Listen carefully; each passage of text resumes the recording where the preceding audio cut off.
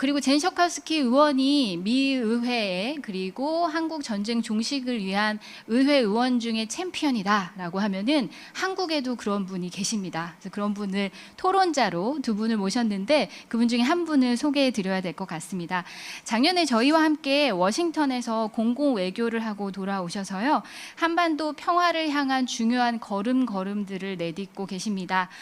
게다가 국회의원님이 살고 계시는 곳이 이곳 경기도인 걸로 알고 있거든요. 그리고 지금은 국회에서 외교통일위원회에서 활동하고 계십니다. 이재정 의원을 모시고 오늘 함께 나눈 이야기 중에 특별히 또 여성의 역할, 국회의 역할, 연대의 역할에 대해서 함께 이야기 나눠보도록 하겠습니다. 네, 모시겠습니다. 큰 박수로 맞아주시기 바랍니다. 네, 반갑습니다. 더불어민주당 국회의원 이재정입니다. 화면으로나마 함께해서 너무 기쁩니다. 크리스티난 오랜만이에요. 그리고 제클린 오닐 너무 축하드려요. 걸어가신 그 길 따라서 우리도 함께 걷고 있습니다. 서로가 서로의 롤 모델이 되어주면서 함께 그 길에 뚜벅뚜벅 계속 손맞잡고 나갔으면 좋겠습니다. 그리고 영상으로나마 만나 뵙지만 존 시카우스키 우리 의원님 맛있게 대접해 주신 아침, 그리고 그보다 더 값졌던 우리가 나눴던 많은 이야기들, 저도 한국으로 돌아와 곰곰이 고민을 시작했습니다. 돌아왔습니다. 지난 봄 총선에서 승리하고 돌아왔습니다.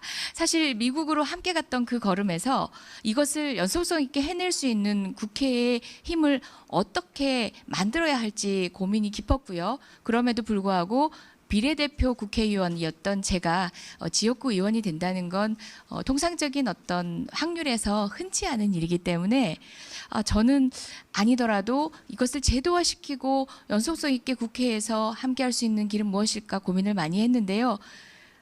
제가 아니면 안 된다가 아니라 제가 아니어도 할 수 있는 시스템을 만들고 싶습니다.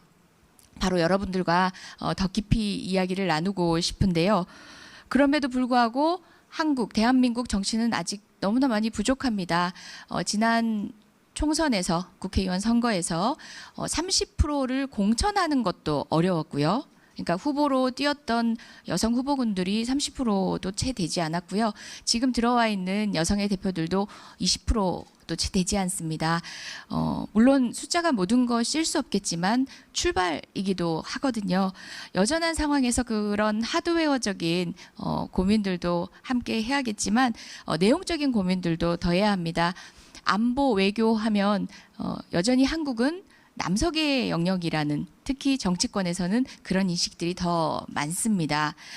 제가 속해 있는 외교통일위원회 역시도 여성위원 2명밖에 없습니다. 20명 중에 2명밖에 없는 상황인데요. 그나마 달라지고 있는 것은 여기 함께 하신 여러분들의 노력으로 정말 여성들의 평화 참여의 중요성이 커지고 그렇게 민간 영역이 정치권을 견인하고 있다는 겁니다. 저는 그 흔적들을 찾아볼 수 있습니다. 이번에 제클린 오닐의 경우와 같이 우리도 그 대사의 역할을 훌륭하게 수행해내기 위해서 우리도 특임대사가 만들어졌는데, 지명대사가 만들어졌는데요. 그 가운데 역할도 바로 이 자리에 계신 우리 여성운동계 여러 역군들의 역량에 기댄 것입니다. 출발이지만 우리 문재인 대통령도 인식하고 그 중요성과 방향에 대해서 공감한다는 내용입니다. 얼마 전 대통령께서는 인간 안보에 대한 이야기를 하셨습니다.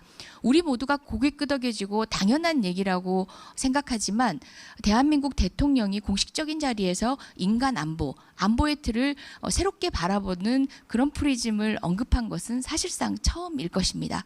그런 인간 안보의 개념에는 정말 수많은 인권적 가치가 들어있겠지만 바로 그 젠더적 인식을 포함한 여성의 삶, 그리고 또 여성의 미래에 대한 고민도 포함되어 있다고 저는 믿습니다. 조금 전 여러 발제를 통해서 여성이 설계와 참여, 평화의 설계와 참여에 함께 해야 된다고 제안을 해 주셨는데요. 지금 한국에 있어서는 여성이 남북 평화 프로세스 과정에서, 한반도 평화 프로세스 과정에서 참여해야 된다라고 하면은 숫자적으로 구색을 맞추거나 또는 외교부에 있는 정책결정 공무원으로 몇 명이 더 참여할 수 있는지 정도만 형식적으로 고민을 하고 있는 상황입니다. 어떻게 정치권에서는 이 문제를 제도화하고 공간을 만들 수 있을까를 생각을 했는데요. 저는 여러분들한테 또 지혜를 구했습니다.